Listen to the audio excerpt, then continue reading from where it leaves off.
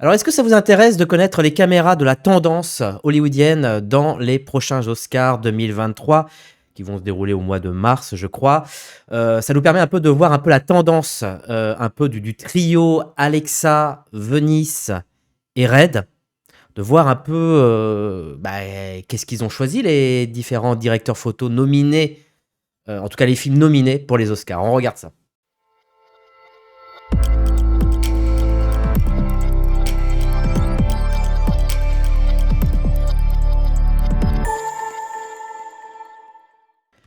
Bon, en tout cas, ça chauffe, hein. Ça chauffe pour Red parce que c'est assez chaud là, ce qui se passe pour 2023. Est-ce que ça va être un tournant? On sait pas trop, on va voir, mais là, ça chauffe grave pour Red, quoi. Alors, les caméras derrière les nominés du meilleur film et de la, meilleure, photographie, pour les Oscars 2023. Donc, ils ont dressé sur YM Cinéma la liste des caméras qui ont tourné les films les plus importants des Oscars 2023. Alors, ils font ça tous les ans. Ils le font avec les caméras et ils le font aussi avec les optiques. 95e Academy Award. Alors, les caméras des cinémas compacts grand format sont au top. Arri Mini LF, gros succès. Sony Venice en deuxième. Putain, ça monte pour Sony, quoi.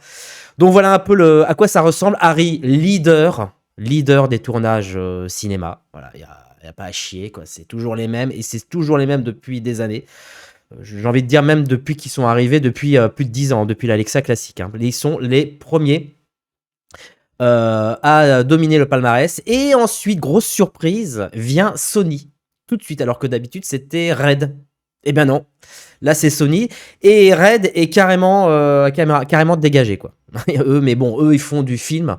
Ils ont encore les moyens, c'est pas comme nous, de faire de la pellicule.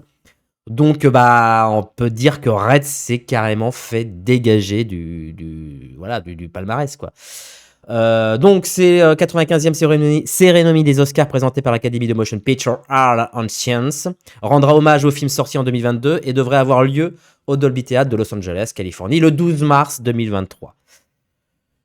Les caméras nominées, voici les nominés prévus pour le meilleur film. Top Gun, The Fabelman, etc. Évidemment Avatar. Et un film, Les femmes qui parlent, Panavision Millennium DXL2. Alors Panavision Millennium et DXL2 de chez Panavision. Donc la DXL2 c'est une Red. Voilà, mais plutôt côté Panavision. Ensuite, beaucoup de Venice et beaucoup d'Alexa. Et les nominés pour la meilleure photographie sont Top Gun, Avatar, Janusz Kaminski pour Fabelman, Tar, Empire of Light, Arri Alexa Mini LF, et pour Spielberg, qui reste toujours fidèle au format argentique, Arriflex 16 ST. Putain, la 16 ST, c'est la première caméra que... Non, c'est pas la première. C'est la deuxième caméra que je me suis achetée quand j'étais étudiant, quand j'avais 20 ans. La 16 ST. Vous pouvez la retrouver d'occasion sur eBay. Ce sont des caméras, alors pas Super 16 malheureusement, qui sont uniquement 16. Elles sont bruyantes, parce que c'est pas des caméras pour lesquelles on fait des enregistrements sonores avec. Donc elles sont bruyantes, elles sont top nickel, avec un zoom, je crois, ingénieux 12-120 mm. Voilà, la Reflex 416 et la Panavision Panaflex Millennium XL2. Voilà, donc, bim, il n'y a plus de Red, c'est fini. Alors, si on regarde, ce qui est intéressant, c'est que si on regarde le même article, mais pour les Oscars de 2022, nous voilà. Qu'est-ce qu'on avait de beau? Putain, il est où le truc? Il est où? Je l'ai perdu. Il est là, voilà. Voilà, on a évidemment Arri, Panavision derrière, Red, et en bas tout petit Sony. Et aujourd'hui, paf! Putain, le contraste.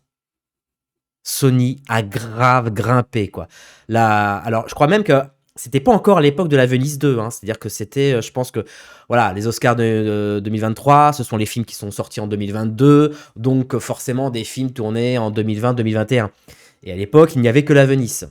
Maintenant, il y a la Venise 2. Donc je pense que les Oscars 2024, voire 2025, ça va être chaud, hein. Ça va être chaud. Donc, on en était où? Tac. La petite caméra chart. Alors voilà, donc Arri Alexa Mini LF. Blam. Énorme. La Sony Venice, bim. Donc c'est pas la Venice 2, c'est la Venice. L'Alexa 65, énormément de succès. Enfin, énormément de succès. 3 films, mais quand même.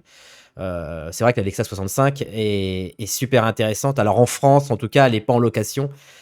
Chez les loueurs, il faut la louer directement chez Harry. La petite 416, donc la version 16 mm de chez Harryflex, version moderne. Alors ils n'ont pas mis l'Alexa XT. L'Alexa XT, si vous regardez sur eBay, vous en avez à 3000, 2000 euros en vente, hein, si vous avez envie de faire du 16 pour pas trop cher. La petite Alexa Mini, hein, qui tranquillement continue son petit chemin. L'Alexa LF, donc la version, on va dire, plus ergonomique de la Mini LF. La DXL2, voilà, une petite DXL2 qui se balade comme ça, au hasard d'un film. Voilà, et la Panavision XL2 est forcément en format 35. Donc en gros, ce qu'ils ont conclu, c'est que les règles de grand format, donc c'est forcément des films à grand format qui sont sortis, hein, donc qui sont en capteur LF. C'est pas étonnant parce que à l'époque où pareil, je devais choisir une caméra pour les visiteurs, pour le visiteur du futur, j'avais pas autre choix que du LF. Il y avait que du LF qui se présentait, quoi. Arri Alexa Mini LF, Sony Venice. Quant à Venice, c'est la première fois que cette caméra figure autant dans une liste des Oscars. Donc elle grimpe, hein. Et je pense qu'elle va continuer à monter, Donc Sony, il y a quoi se réjouir. De plus, il semble que les cinéastes admirent le look énorme de l'Alexa 65. Donc c'est vrai qu'il y a un engouement pour l'Alexa 65 qui reste, hein, vraiment extraordinaire. Il faut rappeler quand même que l'Alexa 65, c'est toujours la même génération de capteurs d'il y a 10 ans, quoi. C'est quand même énorme, quoi. Il n'y a que vraiment sur l'Arri 35 où ils ont changé la génération de capteurs.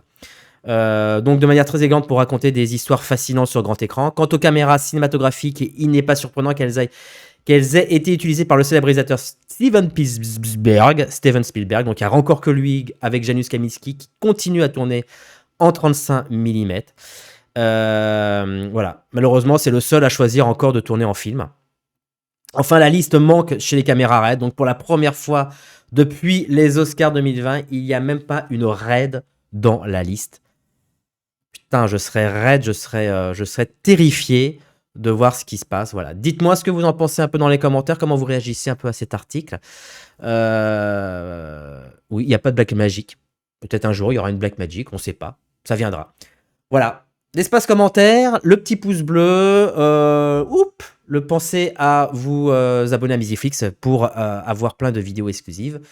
Et moi, je vous dis à très vite. Merci. Ciao les amis.